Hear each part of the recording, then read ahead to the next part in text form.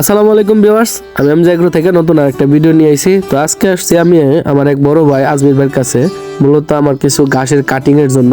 তো আজমির ভাইয়ের সাথে দেখা করে সে আমার তার যে ঘাসের খামার আছে সেখানে নিয়ে গেল।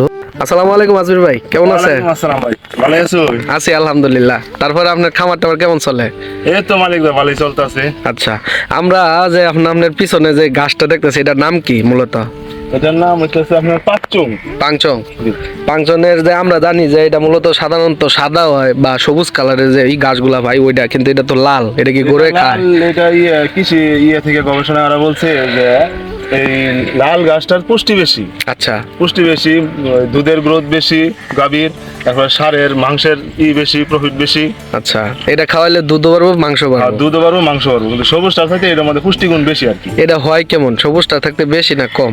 না তো ওটা আপনি সমমানই হয়, ওটাও যেরকম হয় এটা ওরকমই হয় একই আর কি। পুষ্টির গুণটার দিক দিয়ে এটা বেশি, ওটা একটু কম। আবার এই যেটার ভিতরে দেখতেছি আপনার করার সময় এখানে আপনার মতো এই যে খসখসা। বাঁশের পাতার মতো খসখসা, যে এই খসখসাটা কি গরুর কোনো সমস্যা না না, এটা ছাগলের গরুর কোনো? ছাগলের কোনো সমস্যা করবো না, কিন্তু এটা যে সময় আপনার কাটিং অবস্থায় নেবেন ওই সময় যে একটু গাছটা বড় করা লাগে, যার ফলে আপনার এই পাতাটা একটু খসখসা হয়। এখন যদি আপনার এখান থেকে যদি কাটিং কেউ চায়, যে কেউ আছে অনেকে আছে যারা এই লাল ইটা লাগাইতে চাইতেছে, ওরা যদি কাটিং নিতে চায় বা আমার মতো যারা ছোট খামারি আছে এরা যদি কাটিং চায়, আপনি কাটিং দিতে পারবেন? হ্যাঁ, দেওয়া যাবে, ব্যবস্থা করে দেওয়া যাবে, সমস্যা। তাহলে আপনার মোবাইল নাম্বারটা একটু কয়ে দেন সবাই। আমার মোবাইল নাম্বার 0193 093 70 70 26 26 006। 006। আচ্ছা, আপনার যদি বাড়িতে আইসা বা আপনার সাথে যদি দেখা করে আইসা সেটা যদি আপনার কাছ থেকে নিতে চায়, তাহলে আপনার লোকেশনটাও কয়ে দেন একটু। লোকেশন হচ্ছে আপনার শেরপুর জেলা নালিতাবাড়ি থানা। নালিতাবাড়ি থানা, শেরপুর জেলা নালিতাবাড়ি থানা, চরপাড়া গ্রাম, চরপাড়া গ্রাম, আড়াইনি পৌরসভা 9 নম্বর ওয়ার্ডে। ও আচ্ছা, ঠিক আছে। তো আমরা ওদিকে দেখলাম, বাড়িতে গেছিলাম, আপনার ছাগলের খামার দেখলাম, গরুর খামার দেখলাম। তো এগুলো সব তত্ত্বাবধান তো আপনি নিজেই করেন? হ্যাঁ, আমি তত নিজেই করি, কিন্তু একটা লোক রাখছি আর কি, লোকে সবকিছু ঘাস কাটে এই করে, আমি আর কি সবকিছু তত্ত্বাবধান করেন।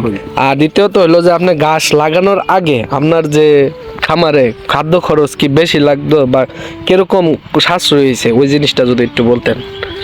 সাশ্রয় বলতে আপনার দানাদার সব গরুরই দেওয়া লাগবে, সার কিংবা গাবি, কিন্তু দানাদারের পাশাপাশি যদি আপনি এই ঘাসটা দিতে পারেন, লাল ঘাস, পাকচুং অথবা সবুজ পাংচন, যেটা দিতে পারেন আপনার, এটার কোনো বিকল্প নাই, ঘাসের কোনো বিকল্প নাই। ঘাসের কোনো বিকল্প নাই, সে ঘাসের প্রোটিনও বেশি আর ঘাসটা হলো প্রাকৃতিক। আর প্রাকৃতিক, আর ঘাসটা দিলে আপনার গরুর স্বাস্থ্য, দুধ ভালো থাকবো, বেশি থাকবো। তো ঠিক আছে ভাই, আপনার সাথে কথা বলে ভালো লাগলো ইনশাল্লাহ।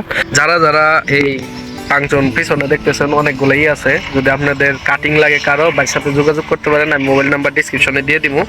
তো আজকে এই পর্যন্তই, সবাই ভালো থাকবেন, সুস্থ থাকবেন। আসসালামু আলাইকুম।